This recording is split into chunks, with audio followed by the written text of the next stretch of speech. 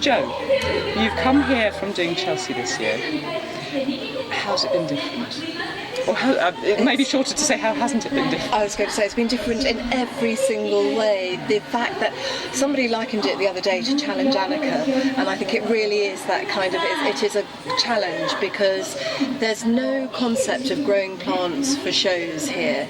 So once you know that, it's absolutely fine, and you realise that you're going to go to plant markets, you're going to go to nurseries, and you're going to go to forests, and you're looking at sides of the road and pulling up plants from the sides of the road. So completely different approach. But once you've accepted that, then it's fine. That's just the way it happens. And also, we don't control the budget. The contractor controls everything. The contractor controls the budget, the plant sourcing, the subcontracting, the material. The material acquisition, so absolutely everything. So in some ways, it's a breeze compared to Chelsea in the sense that it doesn't take a third of the year, which is what Chelsea tends to do. And do you not feel that you've lost a bit of control? Yeah, you've lost all control. All control, yes, okay. But you're in Japan, so you can't really have control unless you speak the language. You can't have any control. I think what you need is a really good relationship with your contractor and your translator, and understand the way that things work, and understand that perhaps being direct is a little bit too strong an approach to people, and just respecting the way that people work here and the way that people are. And once you get that worked out, it's fine. It's fine but different.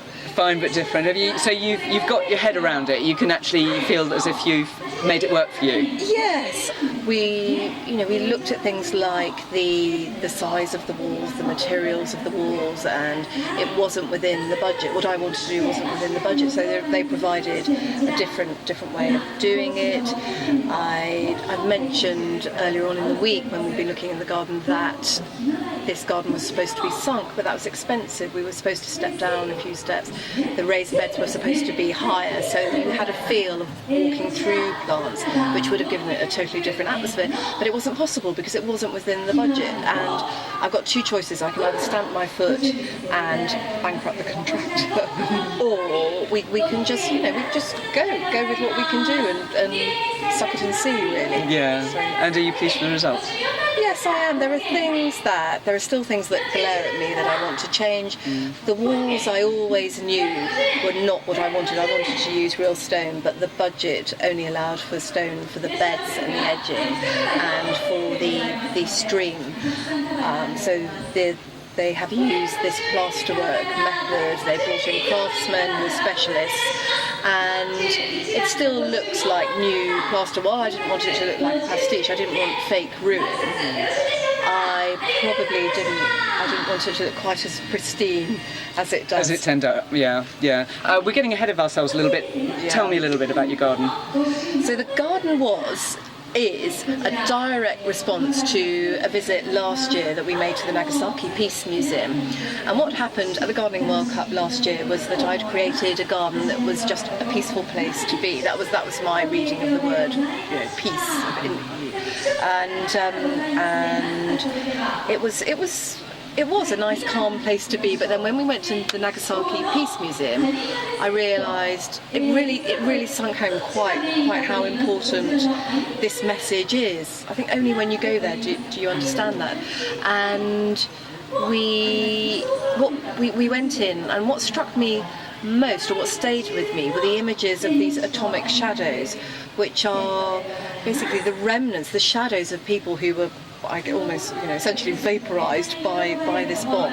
So the people have disappeared, but the shadows of them and what they were doing at the time still remain on concrete walls. So you've got somebody sitting waiting for a bus, just their shadow, somebody sitting on a step, a ladder with a man up it going about his daily business, and all of that. And all of that then, shocking. Absolutely, it's just spine-tinglingly awful, and it does make your blood run cold. And then next to these shadows were some shutters, some wooden window shutters which have survived, and onto them have been imprinted the shadow of the acer leaves of the tree that had stood in front of them, and it was beautiful, the most beautiful, intricate patterns. And I found myself standing there thinking, you know, this is really beautiful, but actually it's from something so ugly. And I wanted to use that. I thought, you know, shadows are beautiful. And I'd also noticed last year when people were looking at my garden, which had white rendered benches in it, that they very much loved the shadows that changed, these ever-changing shadows, and also the way the light falls in Japan made the shadows really sharp, and so you just had this wonderful etched pattern all day changing. I wanted to try and replicate that. So that was the first idea, and then as we walked out of the museum we were met by a host of butterflies. It sounds like a hymn, but it was extraordinary. We came out, and from this place of gloom and sadness, just met by this most beautiful insects, just flying around, and the fragility really contrasting with the sadness of what we've seen. So it's all a bit of a complicated brief, and perhaps my downfall was that it is a bit complicated. But I wanted to have shadows and I wanted to have butterflies. So you haven't been put off? You're coming back next year? So it's like childbirth, isn't it? I say on the day, I say never again, never again. I would like to. I'd like to do a good job. As I said at the beginning, I feel like it feels like more of a challenge than a garden show. I don't know if that makes sense, but it feels more like just survive. It's sort of a mash-up of the two, really, isn't it? Yeah. I mean, yes. I'm thinking, I don't know if I want to do that anymore. I would like to have, to know what money I've got, and do, and keep strict control of the design. Sure. But that's not what this show is about. So it's a hard one. I do love it though. I love it. And then of course, this morning I was already saying next year. So we'll see. We'll see. All right. Thank you very much. That's great. Is that right?